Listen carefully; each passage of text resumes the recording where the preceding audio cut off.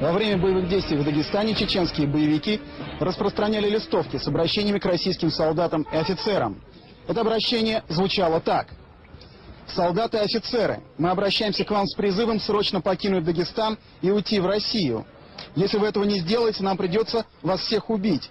В то время как новые русские евреи гуляют по Москве, ужираются долларами, вы гниете в окопах и умираете, защищая богатую жизнь негодяев, которые посылают вас на смерть, а сами забавляются вашими женщинами и жрут водку ведрами.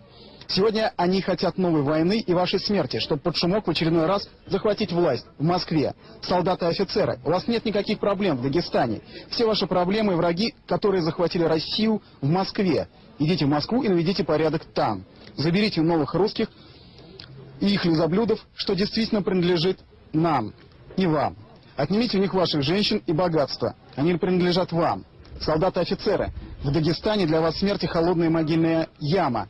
В России вы можете стать хозяевами. Наше намерение серьезно. Мы идем и идем решительно. Наша Родина здесь, а ваша в России. Для нас светлый рай, для вас адский огонь и черная смерть. Успеете уйти, останетесь живы. Такие листовки распространяли чеченские боевики.